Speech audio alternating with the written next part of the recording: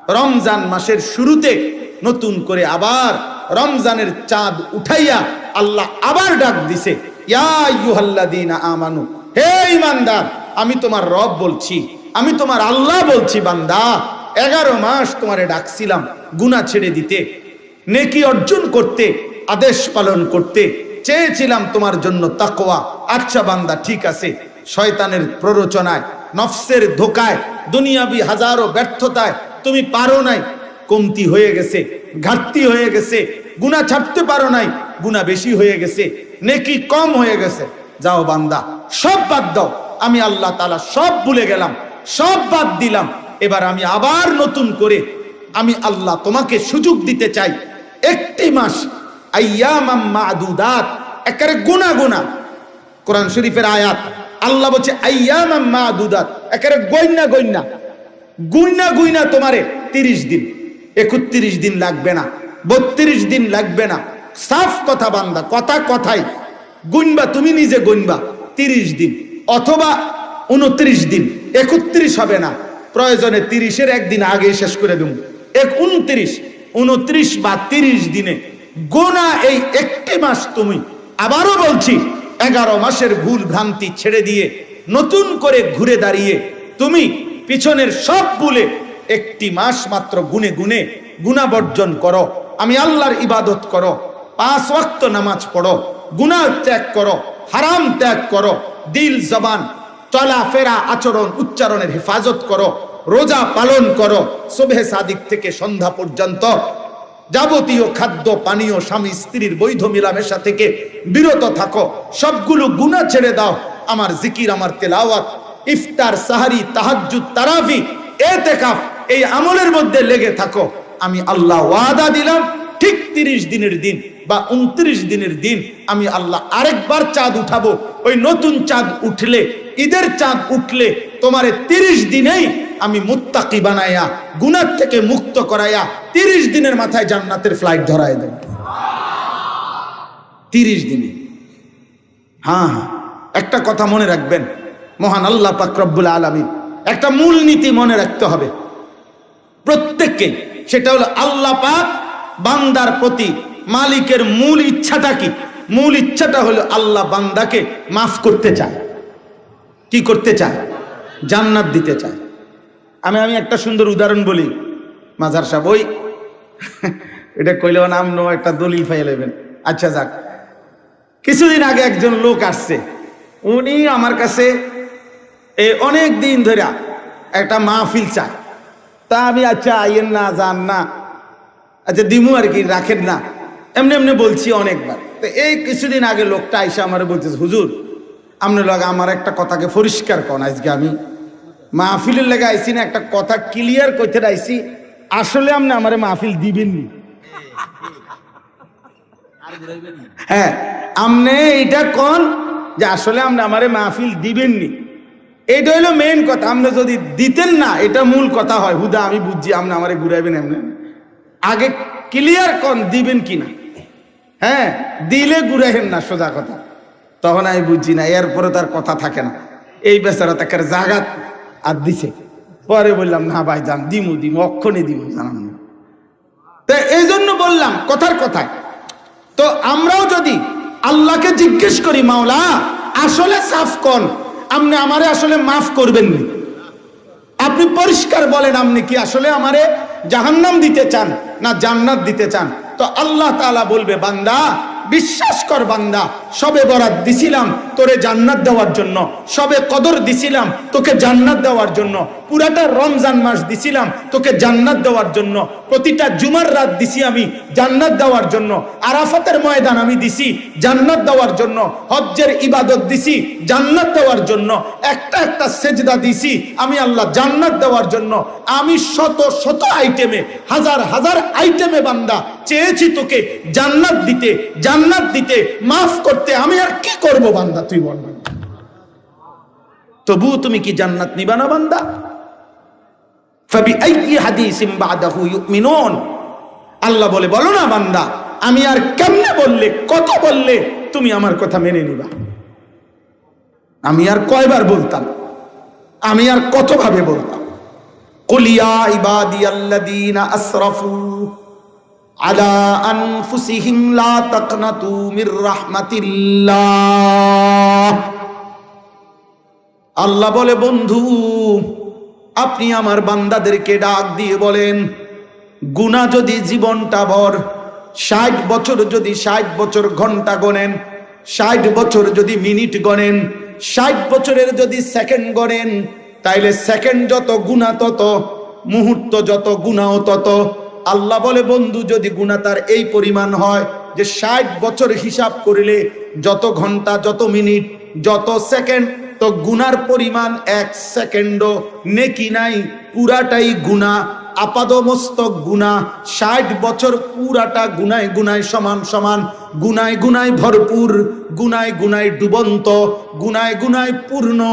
আমার এমন বান্দাকেও বলেন চোখের এক ফোঁটা পানি ফেলে পিছনের গুনাহ ছেড়ে দিয়ে আজকে এখন বলেন আমি আল্লাহকে ডাক দিতে, আমি আল্লাহ আপনার জবান দিয়ে শুনায়া দেন, আমি তৎক্ষণাৎ 60 বছরের পূর্ণ গুনাহ, 90 বছরের পূর্ণ গুনাহ একসাথে মাফ করে দেব। মাফ, চাপ মাফ। তা আমি আর কি করতাম? আমি তো চাচ্ছি মাফ করে দিতে। এজন্য এই কথা মনে রাখতে হবে, আল্লাহ মূলত চায় কি করতে? বলেন না, মাফ করতে। আল্লাহ মূলত চায় জান্নাত দিতে। বলেন, আল্লাহ মূলত চায় কি করতে? মাফ করতে। আল্লাহ মূলত চায় কি দিতে? জান্নাত দিতে। এটা হলো মূলনীতি।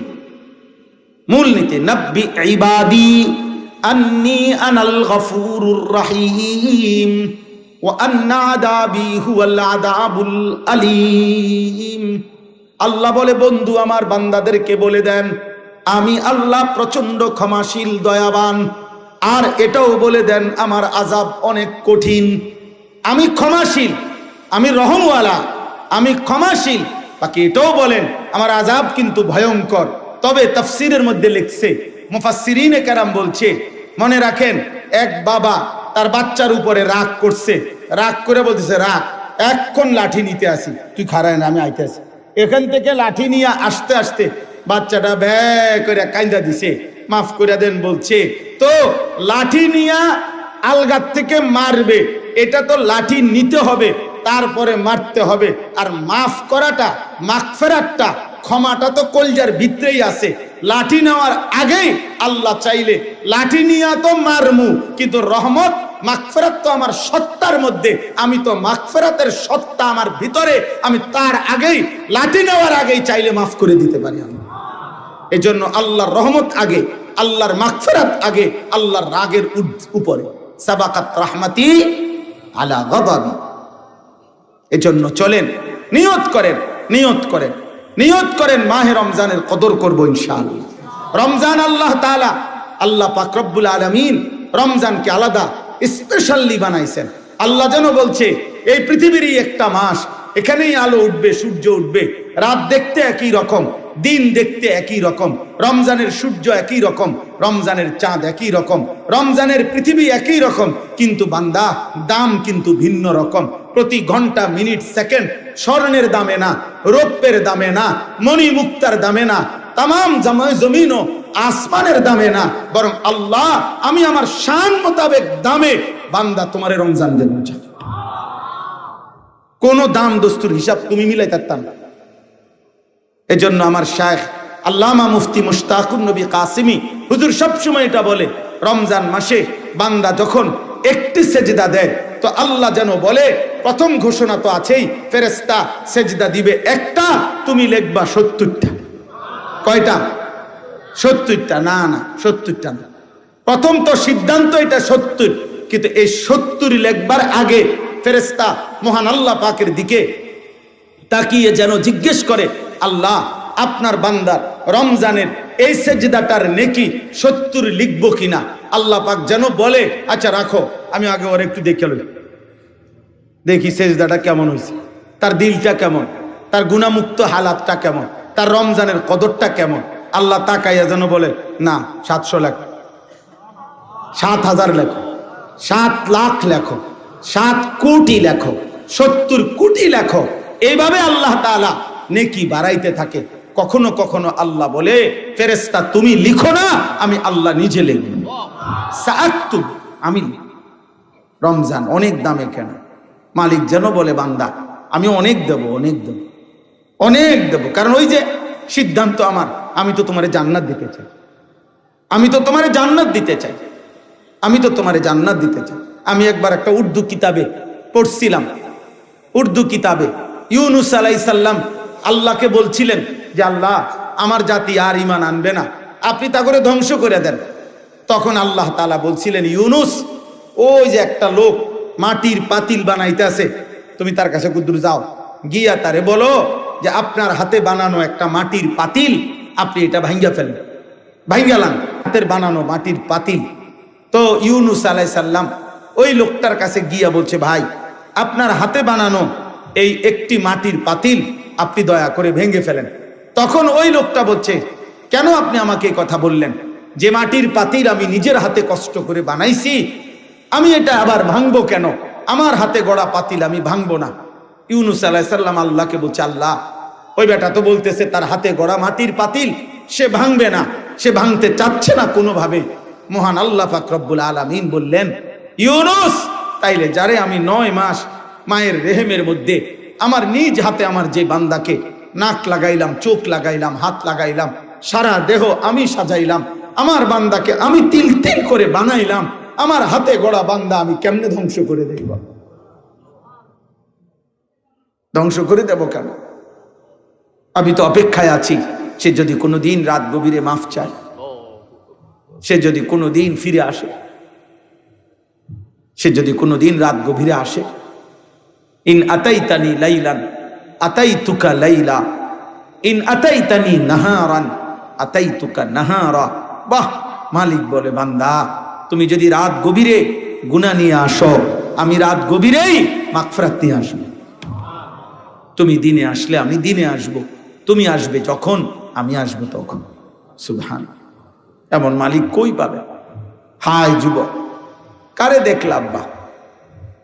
এই মোবাইলের নর্তকী দেখা কি সুখ পাইলা? বেঈমানের মতো চুল রাইখা কি ইজ্জত পাইলা? কোন বেঈমান কোনদিন তো তোমারে দেখতেও আসবে না, ধন্যবাদ জানাইতেও আসবে। এই পৃথিবীর কোন বেঈমান, যারা বেঈমান মুশরিকের মতো চুল রাখো, কোন মুশরিক, কোন বেঈমান আজ পর্যন্ত কোনদিন তোমার একটা ধন্যবাদ জানাইছিনি? যে পৃথিবীতে যারা যারা যারা যারা আমার মতো চুল রাখছেন তাদেরকে ওয়েলকাম, তাদেরকে ধন্যবাদ। একটা বেঈমানও তো জীবনে কোনোদিন ধন্যবাদটুকু জানাবে না। অথচ রাসূলুল্লাহ সাল্লাল্লাহু আলাইহি সাল্লাম তো হাদিসে স্পষ্ট বলেছে, আমার একটা একটা সুন্নাত আমার যেই উম্মত পালন করবে, আমি মুহাম্মদ সাল্লাল্লাহু আলাইহি সাল্লাম, আমি নবী ওয়াদা দিলাম, উম্মত আমার সুন্নতের আশিক তোরে আমি সাথে নিয়ে আমি একসাথে জান্নাতে ঢুকবো। তিনি তো ওয়াদা দিছেন, নবী সাল্লাল্লাহু আলাইহি সাল্লাম তো ওয়াদা দিছেন, উম্মত আমার সুন্নাত অনুসরণ করো, আমি তোমাকে সঙ্গে রাখবো, তুমি আমার সঙ্গী হবে, তুমি আমার সঙ্গী হবে, তুমি আমার সঙ্গী হবে। কার মতো হারায় গেল নওজোয়ান? মুসলমানের বাপ আপনারা যারা অভিভাবক আছেন, আপনারা আপনাদের চোখের সামনে আপনাদের ছেলেগুলোকে কেন ছেড়ে দিলেন? ছেড়ে দিলেন কেন? এই ব্যর্থতার দায়ভার কার?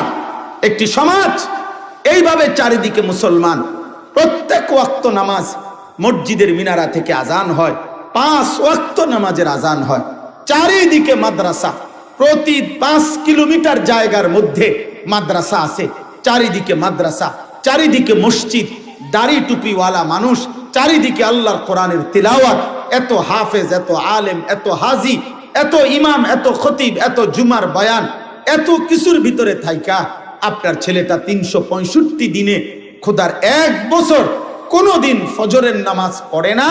এটা আপনার ছেলে কেমনে, মুসলমানের বাচ্চা কেমনে, আমি এটা বুঝি না,